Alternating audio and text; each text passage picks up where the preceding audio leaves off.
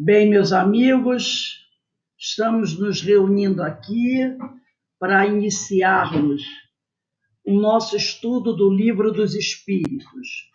Hoje são 23 de fevereiro de 2021, 17h40. Nós estamos estudando, o Livro dos Espíritos. Estamos estudando o capítulo 2, que trata dos elementos gerais do universo. Nós vamos começar dando mais uma olhadinha no item 20, que trata do conhecimento do princípio das coisas. E depois nós iremos passar à questão 21, que está no item espírito e matéria, tá? Então, nós vamos começar com a questão número 20. Eu vou ler essa questão número 20, a pergunta e a resposta. Então, vamos iniciar. Capítulo 2 dos elementos gerais do universo, conhecimento do princípio das coisas, item 20. Dado é ao homem receber, sem ser por meio das investigações da ciência, comunicações de ordem mais elevada acerca do que lhe escapa ao testemunho dos sentidos? E os espíritos respondem: sim, se o julgar conveniente. Deus pode revelar o que a ciência não é dado apreender, quer dizer, reter, trabalhar. Então, a notinha aqui de Kardec que diz assim: por essas comunicações é que o homem adquire dentro de certos limites o conhecimento do seu passado e do seu futuro. Denise, eu queria que você, por favor, ficasse prestando atenção ao número de participantes, tá? Para me dizer ao final. Então, nessa notinha, eu vou ler de novo a notinha de Kardec. Por essas comunicações é que o homem adquire, dentro de certos limites, quer dizer, de acordo com o seu grau evolutivo, o conhecimento do seu passado e do seu futuro. Então, nós vamos, já que estamos vendo essa questão número 20, onde ele diz, que Deus, se achar conveniente, pode revelar o que a ciência não é dada a aprender. Eu vou abrir aqui o ecrã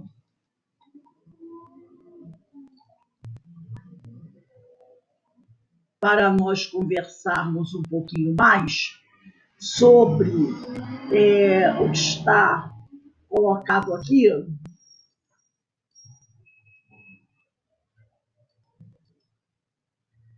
Nós vamos, hoje está aqui, dos elementos gerais do universo, parte 1. E, ao ler essa pergunta número 20, nós podemos conversar um pouquinho hoje sobre a questão de ciência e fé, porque é o grande choque, Ciência e fé. E em João, capítulo 20, versículo 29, Jesus disse assim: disse-lhe Jesus, porque me viste, Tomé, naquele momento, depois da morte dele, quando ele aparece para todos os discípulos, Tomé não está presente no momento, ele chega um pouco depois, e ele olha para Jesus assim, ele não reconhece, até porque os últimos momentos que ele viu Jesus, quando ele estava preso, ele não reconhece bem, ele fica duvidando. Então Jesus estica a mão e manda que ele toque. E ele toca. E quando ele toca, ele acredita. E Jesus diz para ele: porque me viste, Tomé, creste. Bem-aventurados que não viram e creram. Então, nós poderíamos dizer que quando Jesus diz para ele: porque me viste, Tomé, creste, isso é ciência. É quando a criatura precisa de prova concreta do fato. Isso é ciência. A ciência, ela não se contenta com eu ouvi falar. Ela precisa da constatação do fato. E aí Jesus diz: Bem-aventurados que não viram e creram. Isto é fé. Então, nesse versículo, nós temos a ciência e a fé. Tomé, na sua incredulidade, precisou de uma prova tangível. Então, isso é ciência. A ciência, pela experimentação, pela constatação, pela pesquisa, ela avalia um fato. Ela não fica no achismo, ela precisa da concretização. Então Jesus diz, porque me viste, Tomé, creste. Isso é ciência. Mas aí ele diz, bem-aventurados que não viram e creram. Isto é fé. É você, mesmo sem ter o fato tangível, você crê.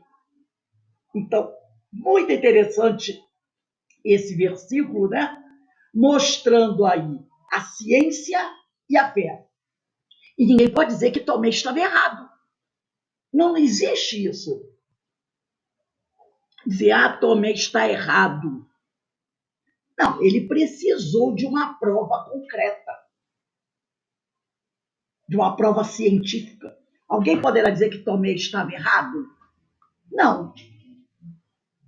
Mas os outros já tinham feito algumas outras conquistas e não precisaram daquela prova. Lembra da prova metafísica, né, que nós já estudamos sobre isso? Então, aqui nós temos a ciência e a fé. Então, ciência, agora, por isso que eu digo que nós não podemos criticar Tomé. Porque ciência e fé, como já falamos aqui, não se excluem. Elas não se excluem, tá? São duas asas da evolução humana.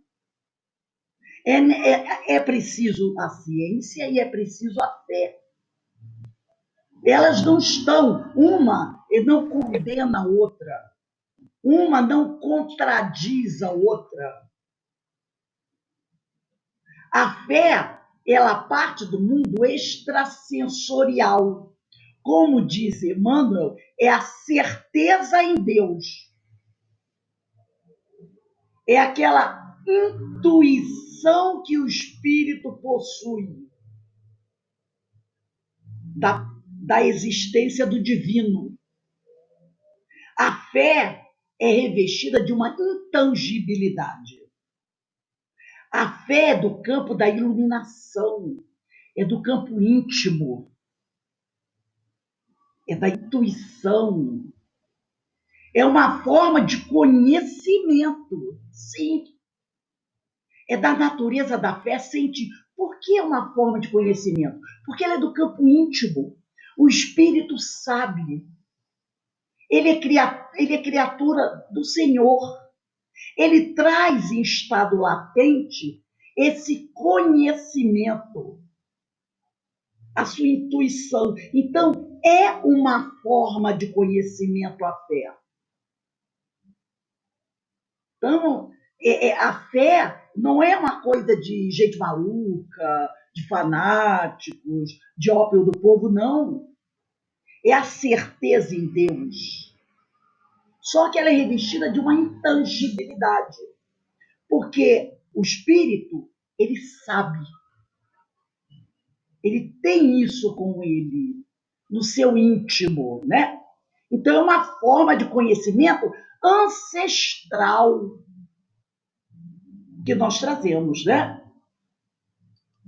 A ciência, ela é revestida de um conhecimento palpável. Viu que Tomé precisou botar o dedo? Jesus disse para ele, toca aqui, Tomé. Ele tocou. A ciência, ela precisa do conhecimento palpável e de uma tangibilidade. Ela precisa ver aquilo concretizado. É da natureza da ciência a experimentação. Lembra de Kardec, quando ele começou a assistir às primeiras reuniões das mesas girantes? Ele assistiu, ele viu os fatos acontecerem na frente dele. Mas ele, como era um cientista, ele não se contentou apenas em ver as mesas balançando, batendo, pulando. Ele foi experimentar. Ele foi trabalhar isso. Ele foi pesquisar. Ele foi realizar o processo científico. Então, ciência e fé não se excluem, caminham juntas, estão ligadas. E aí nós temos, né, a fé, que é a fé, é o acreditar, é a certeza em Deus, é a esperança, é o futuro, é o invisível, a intangibilidade. A ciência é a observação, são as provas, as demonstrações, as repetições, as experimentações. Elas estão juntas, elas somam, mas as duas precisam ter como base a razão, o pensar, o raciocinar, o estudar. Por isso que Kardec disse: espíritas amai-vos, mas espíritas instruí-vos. Tem que ser uma fé raciocinada, assim como a ciência. Então você percebe, a fé e a ciência somam, multiplicam, mas elas precisam ter como base a razão. Aí a pessoa vai dizer: mas a religião com base na razão? Sim, sim, para não cair no fanatismo. Fé raciocinada. Kardec deixou isso muito claro. A fé tem que ser raciocinada. É o elo que vai ligar as duas, a razão. Jesus, ele fala o tempo todo que ele está ali acompanhado dos seus discípulos, ele fala do outro mundo, né? Ele fala do meu reino não é deste mundo. Ora, se o reino dele não é deste mundo, só pode ser de outro mundo, claro. Mas ele, naquele momento, não detalha como é esse mundo. Não é? Quando ele diz meu reino não é deste mundo. Ele não detalha. Por quê? Porque a ciência da época não poderia acompanhar, dar base, dar solidez aos seus ensinos. Até porque nem ciência tinha, não é verdade? Então, como é que ele poderia falar de astronomia? Como é que ele poderia falar de fluido cósmico? Como é que ele poderia falar com profundidade sobre vários outros aspectos que hoje nós estudamos, se não tinha uma base científica para apoiar? Então ia ficar difícil, ia ficar aquela coisa o quê? Sem sentido, mística. E isso tudo iria se perder. Então ele fala do outro mundo, mas ele entende que aquele povo que ali se encontrava, somos nós mesmos, né?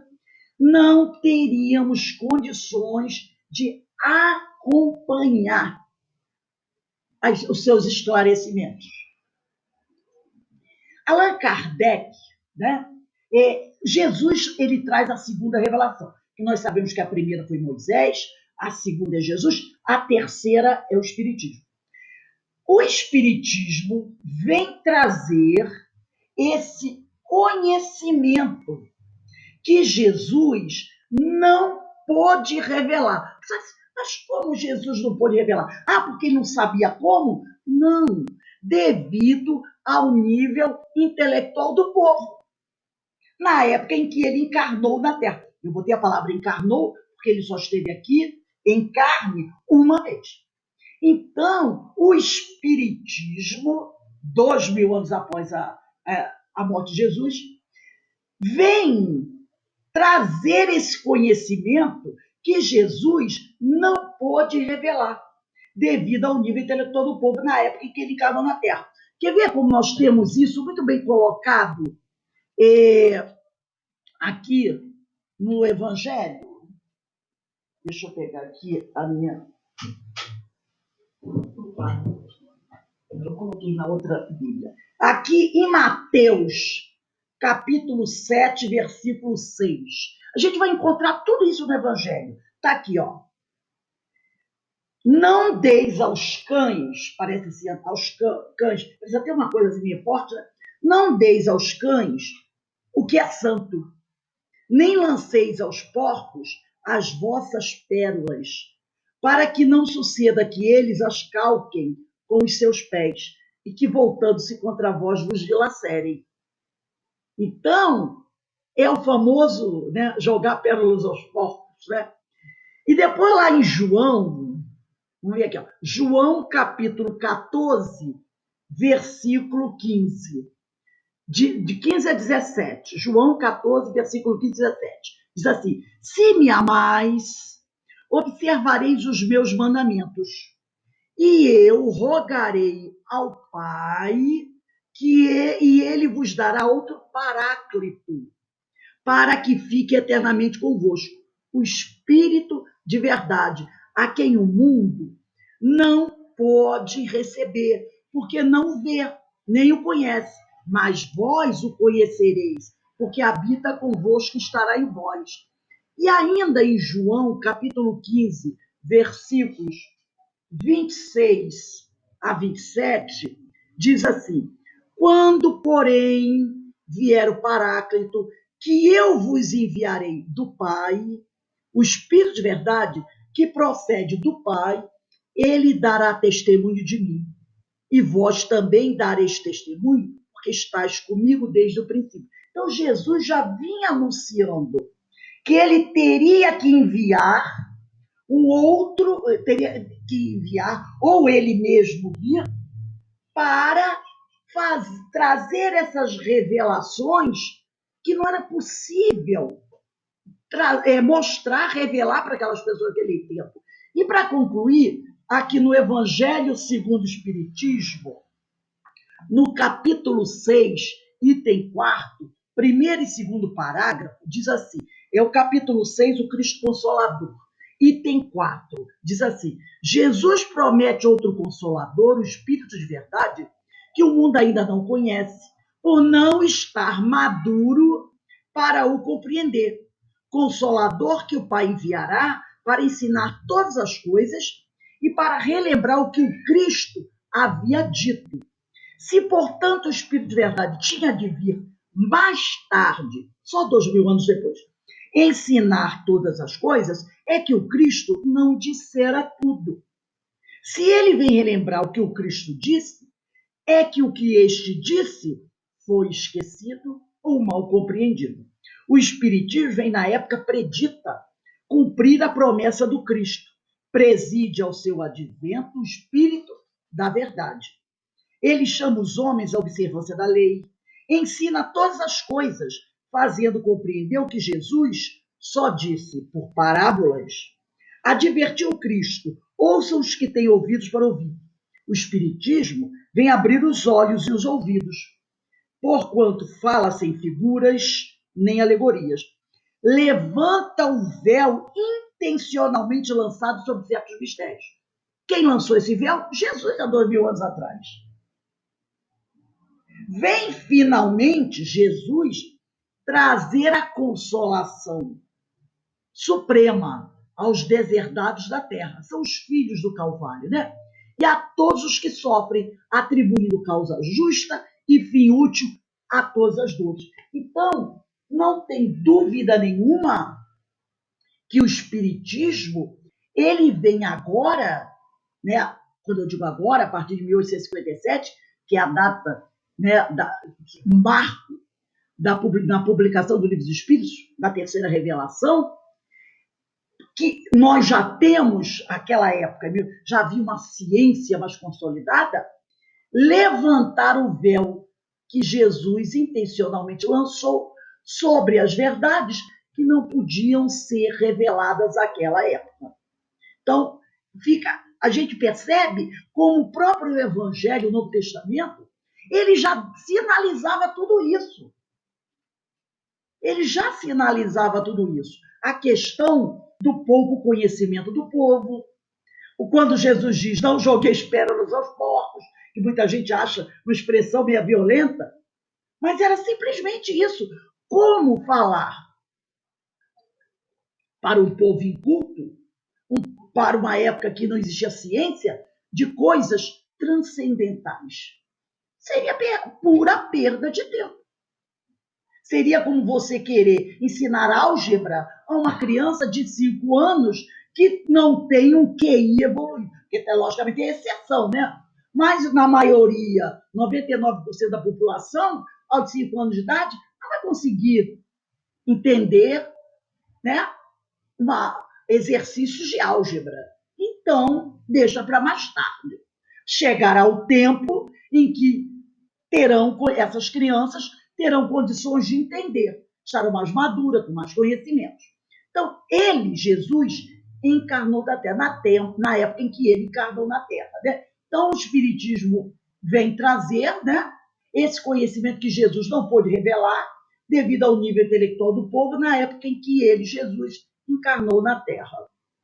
O Espiritismo, está lá no livro O que é o Espiritismo, no preâmbulo, quase no final do preâmbulo, tem essa mensagem. O Espiritismo é, ao mesmo tempo, uma ciência de observação e uma doutrina filosófica. Como ciência prática, consiste nas relações que se podem estabelecer com os espíritos. Então, a ciência vai pesquisar como se processa o intercâmbio. Agora, como filosofia, compreende todas as consequências morais decorrentes dessas relações.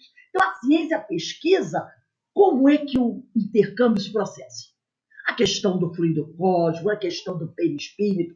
Agora, a filosofia vai estudar as consequências morais que vão decorrer desse intercâmbio.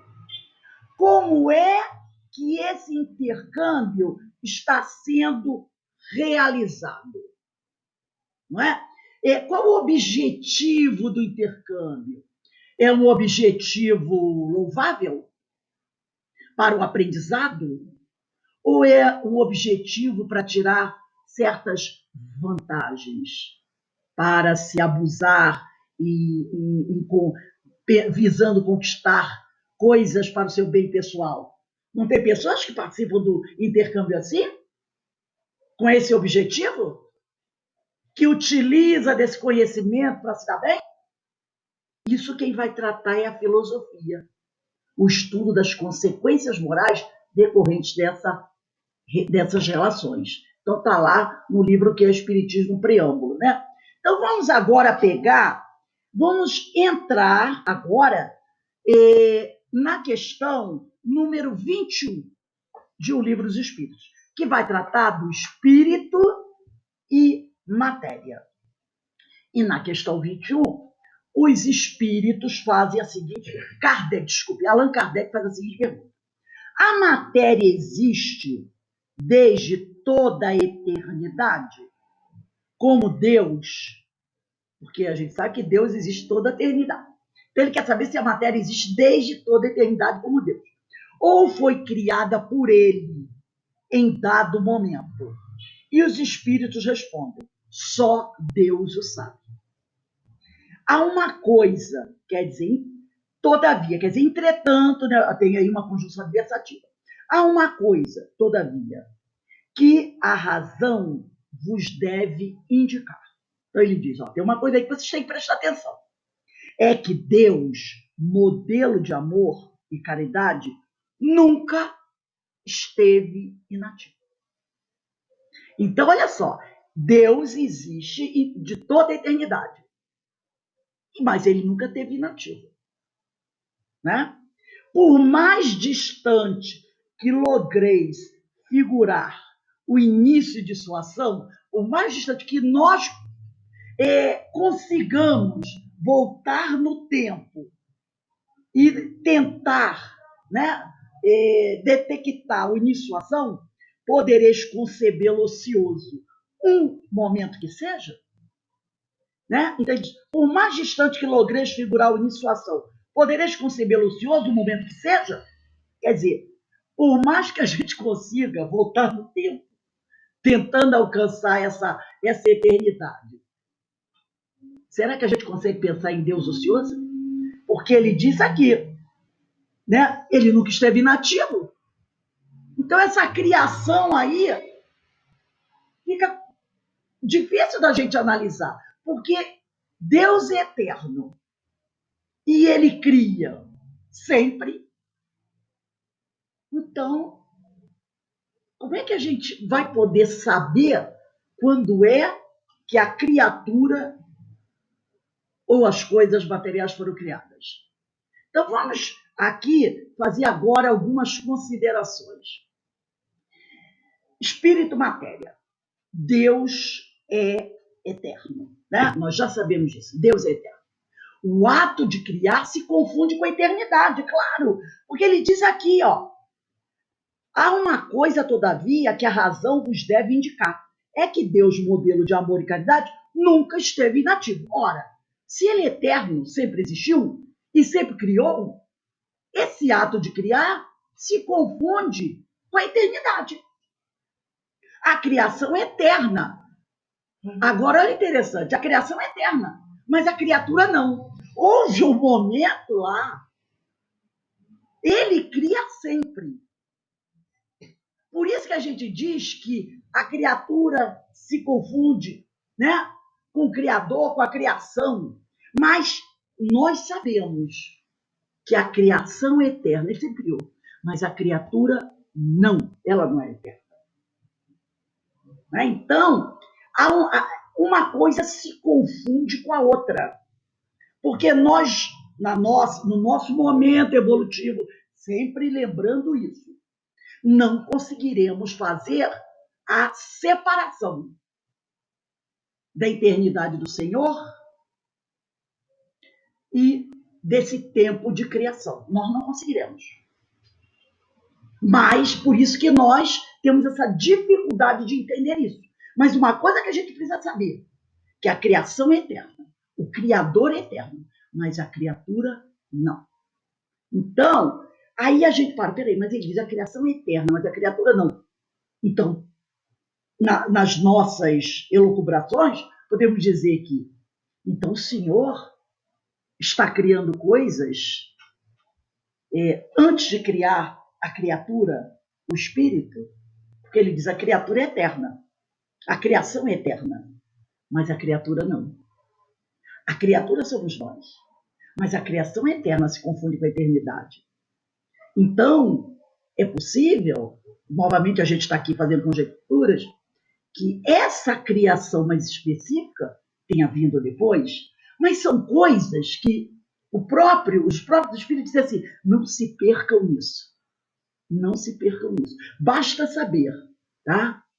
Que Deus é eterno, sempre criou, nunca foi ocioso, e que a criatura não é eterna, ela é imortal. Ela é imortal. E Jesus, né, está lá em João, capítulo 5, versículo 17, ele respondeu aos seus discípulos, meu pai trabalha até agora e eu trabalho também. No livro dos Espíritos, na questão número 80, está assim, Kardec faz a seguinte pergunta, a criação dos Espíritos é permanente? Ou só se deu na origem dos tempos? Lembra lá, Gênesis capítulo 1, versículo 1, no princípio, Deus criou o céu e a terra, mostrando que Deus já estava presente antes do princípio. Então, Kardec pergunta, e os espíritos respondem, é permanente. Quer dizer, Deus jamais deixou de criar. Tem um livro que eu gosto muito, uma coleção de livros, eu não sei se vocês estão conseguindo ver, é uma coleção de 20 livros que estudam o livro dos espíritos.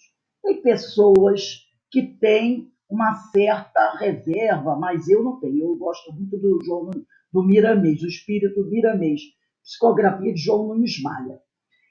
Filosofia Espírita, João Nunes Maia, pelo Espírito Miramês, volume 1, são 20 volumes. No volume 1, Miramês diz assim, no volume 2, capítulo 29, ele diz assim: os espíritos foram criados e continuam a ser criados pela mente suprema. Jesus não falou? Meu pai cria até hoje, meu pai trabalha até hoje, eu trabalho também, e continuam a ser criados pela mente suprema. Capacidade esta que foge às nossas análises. Então, já deixa claro, porque a criação não tem capacidade de compreender o Criador. Por isso que os Espíritos falam, não se perca por esses caminhos de tentar compreender o Criador. Não irão conseguir, estarão perdendo um tempo que poderiam estar utilizando para realizar algo mais útil. Se Deus criasse ou tivesse criado tudo nos princípios da eternidade, né?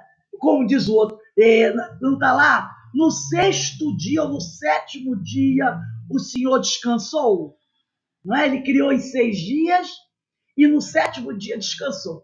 Se Deus tivesse realmente descansado, estaria ocioso, contrariando as suas próprias leis.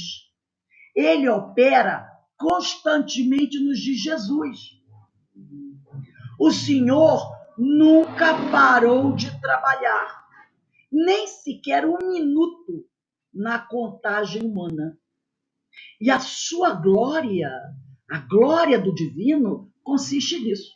O labor divino é vida na profusão do seu amor. Por isso, quando Jesus diz aqui, ó, meu pai trabalha agora, até agora, e eu trabalho também, está lá em João, capítulo 5, versículo 17, isso é a glória. Então, o trabalho, meu pai trabalha agora e eu trabalho também, e nós devemos também trabalhar, é labor divino. E isso é vida na profusão do seu amor. Então, nós temos que trabalhar ao exemplo de Jesus. Também no Livro dos Espíritos, na questão 943, Kardec pergunta: de onde nasce o desgosto da vida que, sem motivos plausíveis, se apodera de certos indivíduos? Tem alguns indivíduos que não gostam muito dessa máxima de Jesus. Meu pai trabalha até hoje, eu trabalho também. Efeito da ociosidade, da falta de fé e também da saciedade. Estou satisfeito, então não preciso trabalhar mais.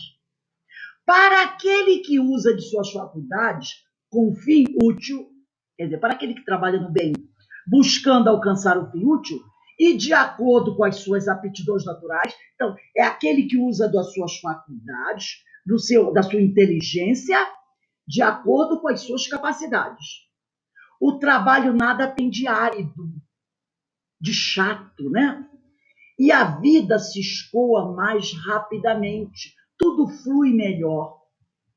Esse lhe suporta as vicissitudes da vida, as dificuldades, com tanto mais paciência e resignação, quanto obra com o fito da felicidade mais sólida e mais durável que o espera. Então, aquele que tem a fé, que conhece, que segue essa orientação de Jesus, meu pai trabalha até hoje, eu trabalho também, esse suporta todas as dificuldades que possam aparecer na vida dele, né? Com paciência, com resignação, tirando dessas experiências, desses fatos, experiência, adquirindo experiência, né? Com o objetivo de alcançar essa felicidade verdadeira, mais sólida e mais durável que o espera. Ele tem a fé no futuro. Não é essa felicidade efêmera, né? Que acaba logo.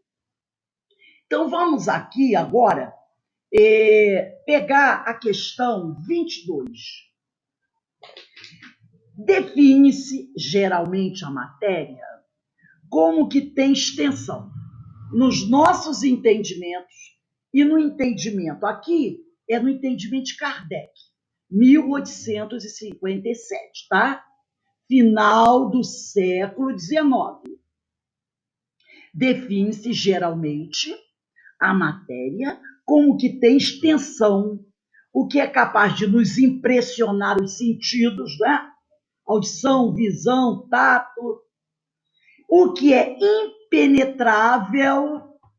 São exatas estas definições na visão científica do final do século XIX e início do século XX. Tá? Matéria é isso, nessa visão, tá? Com o que tem extensão, o que é capaz de nos impressionar os sentidos, o que é impenetrável, quer dizer, se tem volume, comprimento, altura, largura, se é tangível, se algo pode ser medido, pesado, era essa a ideia de matéria. E os espíritos respondem, olha a resposta deles, maravilhosa, do vosso ponto de vista do homem do final do século XIX, elas o são, exatamente. Como vocês conhecem a ciência hoje, matéria é isso.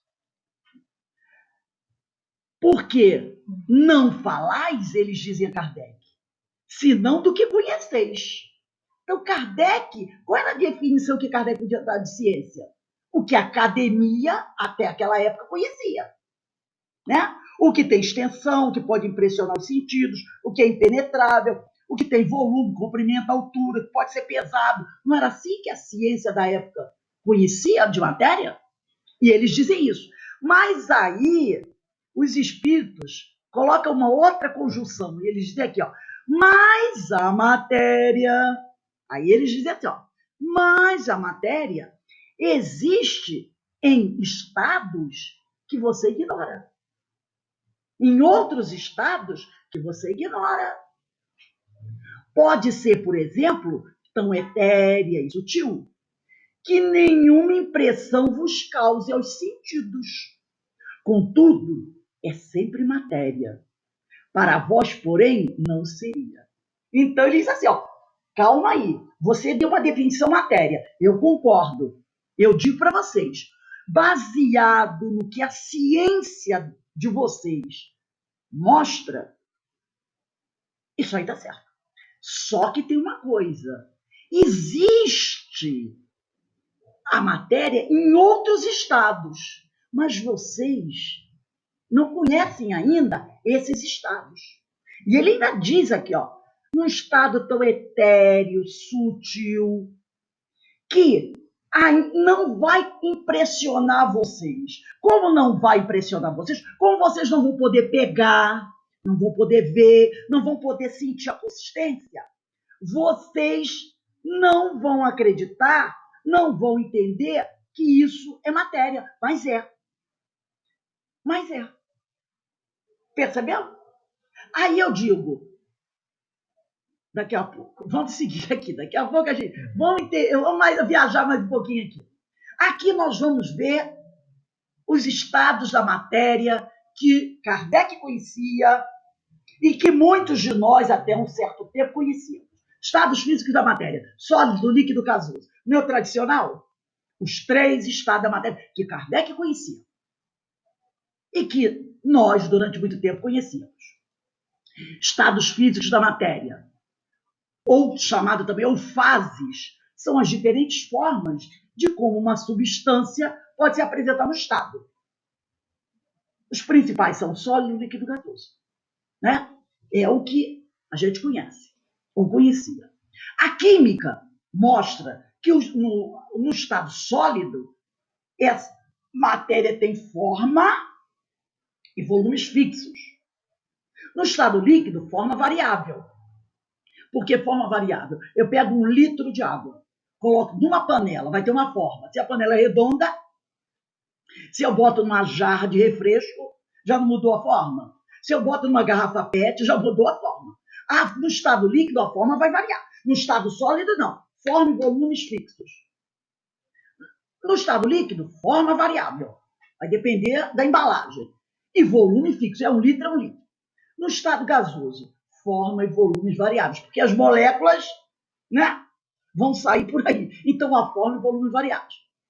Então, esses são o estado da física da matéria, conhecido por Kardec, né? Mas os espíritos dizem que existem outros estados, que eles ignoravam, à época de Kardec, e que hoje nós ignoramos. Vamos avançar aqui um pouquinho. Hoje conhecemos mais alguns estados da matéria, além daqueles que Kardec conhecia. E isso os espíritos nos alertaram nessa questão 22. Mas a matéria existem estados que ignoramos. Então percebe como eles, naquela época, a ciência era aquela, mas eles alertam. Calma aí, calma aí. Do vosso ponto de vista, só tem sólido, líquido, gasoso. Mas existem outros. Existem estados da matéria que não percebemos pelos nossos 5 sentidos, que é visão, audição, tato, não é? Paladar. Então, olfato, tem estados da matéria que nós não percebemos. Olha aí o perispírito. É um desses estados da matéria. Lembra que ele colocou aqui, ó? Mas a matéria existe estados que ignorais. Pode ser, por exemplo, tão etérea e sutil que nenhuma impressão vos cause aos sentidos. Em torno de nós há vários espíritos. Alguém está vendo algum? Pelo menos, se você não é médio vidente, não. E ele está com seu espírito revestido de matéria, que é o perispírito. Uma matéria etérea e sutil que os nossos 5 sentidos não estão percebendo. Essa é uma delas.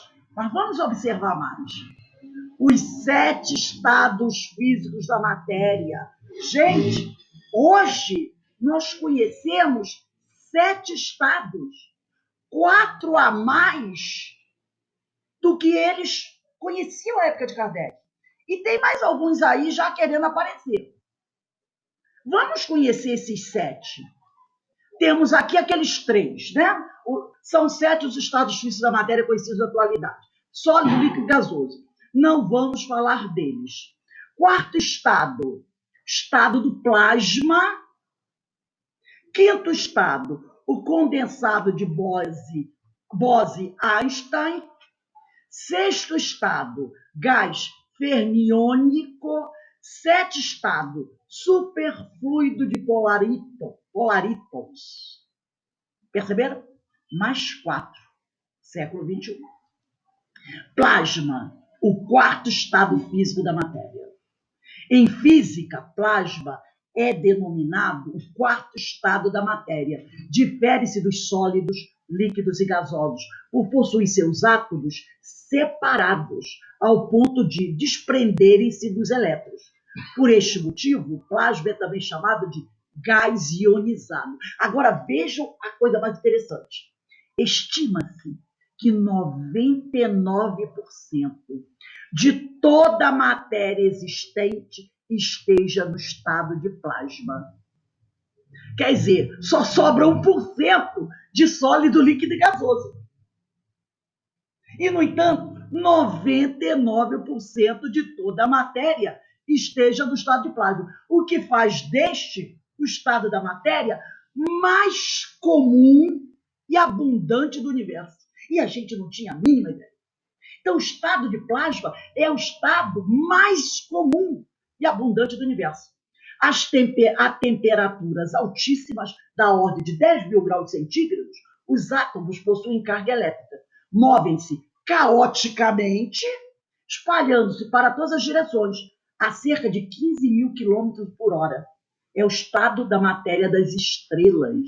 É o mais comum e abundante do universo. 99% quase de toda a matéria está no estado de plasma. E a gente estava preso apenas no sólido, líquido, gasoso, que representa apenas 1%. Foi o cientista Irving Langmuir que pesquisou o plasma. A primeira ocasião em que o plasma... Mas olha só, reparem como essas pesquisas vêm de longe. A primeira ocasião em que o plasma foi descrito foi na criação da ampola de Crookes, desenvolvida pelo físico inglês William Crookes, na década de 1850. Na década de 1850, ele já navegou por aí. As estrelas, incluindo o Sol, são formadas inteiramente de plasmas, de altíssima temperatura e densidade. Há diversos exemplos de plasma que aparecem no nosso dia a dia. As chamas. lâmpadas fluorescentes, lâmpadas a vapor, televisão com tela de LCD de plasma, descarga a atmosfera, os raios. Então a gente vê que o plasma está presente aí, mas nunca, né? Só recentemente que ele foi detectado, descoberto e considerado um estado da matéria. A ampola de Crookes é um experimento desenhado por William Crookes que permitiu observar a existência de elétrons presentes nos gases. O fato de não importar o gás presente, não importa qual é o gás que estivesse dentro da ampola, demonstrava que todos possuem o mesmo tipo de partícula, que é o elétron. Então, não importasse que gás você colocasse na ampola. Quando ele era ligado, ele alcançava uma luminosidade. Olha aí já o início da lâmpada, entendeu? Colocando-se o gás, aquecendo esse gás, não importasse que gás, a lâmpada conseguia uma luminosidade, demonstrando que todas tinham o mesmo tipo de partícula, que eram os elétrons. E assim eles foram chegando a esse estado da matéria. Agora, o quinto estado da matéria, condensado de Bose-Einstein. O condensado é basicamente um novo estado da matéria, atingido quando um conjunto de átomos está com um grau de energia baixíssimo, de maneira que eles se comportam e agem como se fossem um único átomo gigante.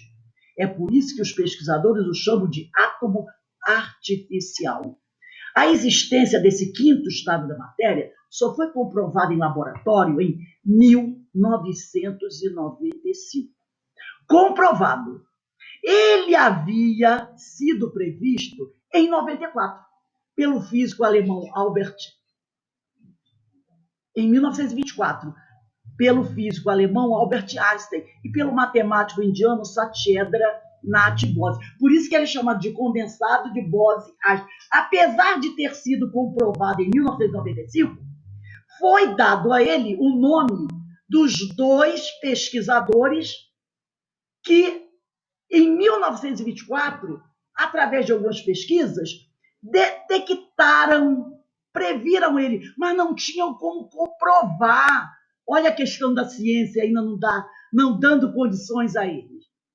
A ciência, à época, em 1924, não permitiu ainda a Einstein e ao Bose comprovar a existência dele.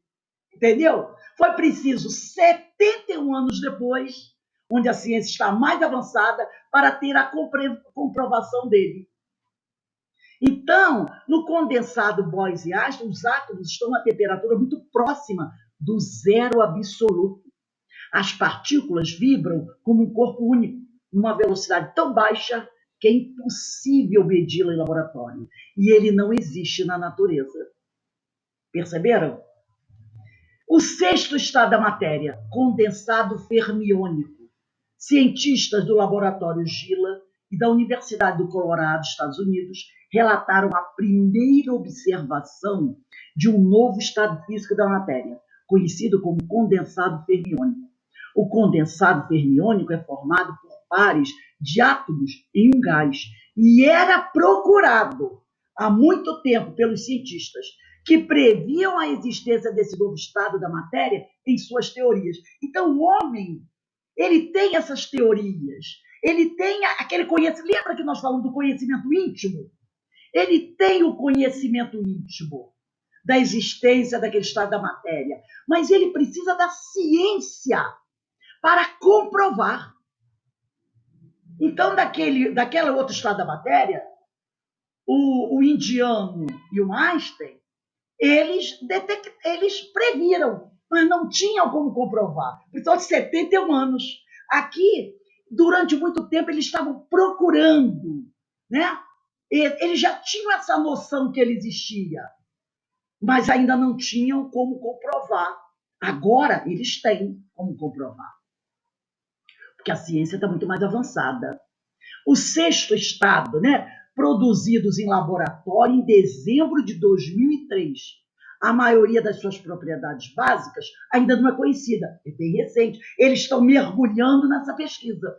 Esse novo estado da matéria foi criado esfriando uma nuvem de 500 mil átomos de potássio 40K, até uma temperatura inferior a 1 milionésimo de grau acima do zero absoluto.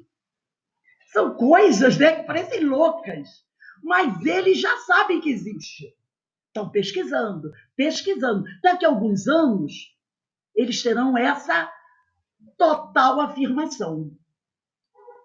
O sétimo estado da matéria, superfluido de polaritos, trata-se de um material sólido preenchido com uma série de partículas de energia conhecidas como polaritos. Os polaritos foram aprisionados e tiveram sua velocidade diminuída no interior do novo material.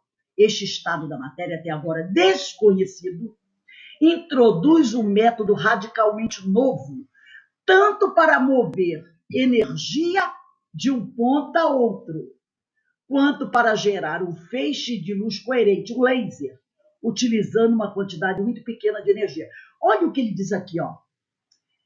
É um método radicalmente novo para mover energia de um ponto a outro. Será que esse superfluido não poderá contribuir com o teletransporte de matéria? Matéria não é energia? Não é? Esse estado, até agora desconhecido, quer dizer, até agora desconhecido a pesquisa, mas já sabem que existe. Introduz um método radicalmente novo, tanto para mover energia, a matéria energia, de um ponto a outro. Então, eles estão vendo essa possibilidade. Quanto para gerar um feixe de luz, um laser, utilizando uma quantidade muito pequena de energia. Então, aí a gente volta 2.000 anos atrás, quando Jesus disse: eu lhes enviarei um novo Paráclito, que é o Consolador, que poderá dizer a vocês tudo que eu hoje não pude dizer. Claro que ele não podia dizer. Porque a ciência não dava condições a isso. Então, Jesus precisou esperar 2.000 anos para poder falar de outras coisas transcendentes. E passado de 1857 até hoje, mais de 100 anos, uns 170 anos mais ou menos, nós estamos aí com descobertas com 7 estados da matéria. Perceberam? Então, a gente vai compreendendo como tudo evolui. Né? Então, quando eles dizem aqui, do vosso ponto de vista, estreito ainda, elas são isso, sólido, líquido e gasoso. Mas tem muito mais coisa por aí, que vocês ainda não conhecem. Então, nós estamos aqui no século XXI, já com mais 4 estados da matéria, sabendo que tem outros que serão descobertos. Os cientistas já estão prevendo aí que tem o 8º, 9º, 10º, mas precisam se debruçar sobre pesquisas para poder comprovar a existência desses estados da matéria. Voltando aqui, Miramês, no livro Filosofia Espírita, de João Nunes Maia, volume 1, capítulo 22, ele diz assim: a escala da evolução da matéria é muito extensa. Olha aí, desde as pesquisas da época de Jesus, passando por Kardec, chegando aqui no 7º estado da matéria, a escala da evolução da matéria é muito extensa. O caminho conduzido pela evolução é de uma grandeza incomparável. Tudo que existe é concentração de energia. Tudo que falamos no mundo das formas, essa energia, ela aí está concentrada por lei de afinidade, sob a ação da vontade de Deus. Então, tudo que existe é concentração de energia. Tudo que nós falamos aqui no mundo das formas, essa energia, aí está concentrada por lei de afinidade, sob a ação da vontade de Deus. A ciência humana está à procura do elemento primitivo. Claro, nós estamos à procura do elemento primitivo. De onde partiram todos os outros. Olha aí o fluido cósmico, não é? Pelo avançar e recuar dos fatos. Então, a ciência está procurando. Uns dizem que é uma matéria negra, né? A ciência já está descobrindo uma tal de matéria negra aí no espaço, que eles alegam ser de onde derivar, tudo foi criado. Então, a ciência humana está à procura desse elemento primitivo, de onde partiram todos os outros, pelo avançar e recuar dos fatos. Entretanto, este elemento primeiro ainda está longe das cogitações humanas, né? Mas nós não podemos alegar que o homem não vai descobri-lo, não é? Mas, por enquanto, no nosso grau evolutivo, esse elemento primitivo ainda está longe das nossas cogitações. Mas nós temos toda a autoridade do Pai para continuar pesquisando. Nós temos essa autoridade, né? Porque é da natureza do homem a pesquisa, a busca pelo conhecimento, o uso da razão. Porque Jesus disse: meu Pai trabalha até hoje e eu continuo e eu trabalho também. Então, cabe ao homem continuar trabalhando, fazendo as suas pesquisas, mas com a ideia de usar esse conhecimento, para o bem, né? Para ajudar na evolução e na regeneração da humanidade. Essa é a grande ideia, né? Por isso o Senhor nos fez seres inteligentes, princípios inteligentes, para que a gente possa usar essa inteligência nessa busca desses conhecimentos de forma racional e equilibrada, sem se perder nos devaneios, né? Alguém gostaria de falar alguma coisa, de comentar algo em relação a esse estudo que nós fizemos aí? Eu gostei de ser apresentada esses estados aí. Eu ainda estava no terceiro. Caramba! Como a gente está evoluído! Não é? Nós estávamos no terceiro. Não, plasma eu já tinha até comentado aqui do plasma. Mas o STET realmente... Gente, né? Demais, hein? E aí é interessante como a gente vê como esse livro dos espíritos é atual, né? É verdade. Lá em 1857, eles colocaram para Kardec. Mas a matéria existe em estados que ignorais. Kardec só conhecia 3. Como a gente. Como a gente. Mas já tem mais 4 aí. E eu acredito, e a cada dia que passa, com muito mais rapidez, eles vão ao 8º, se levaram 2000 anos concretizando 3 estados, de 1857 a 2021, já entrou mais 4.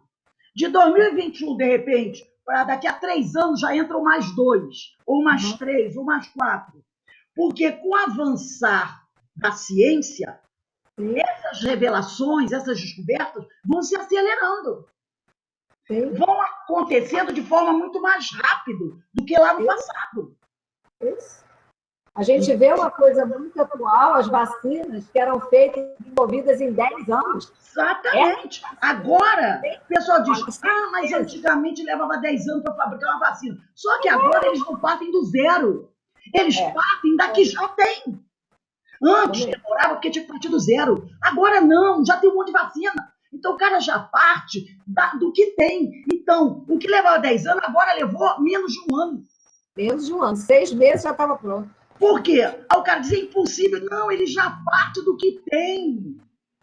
Da mesma maneira, lembra do 5º estado da matéria, do Bose, daquela matéria, o condensado de Bose-Einstein?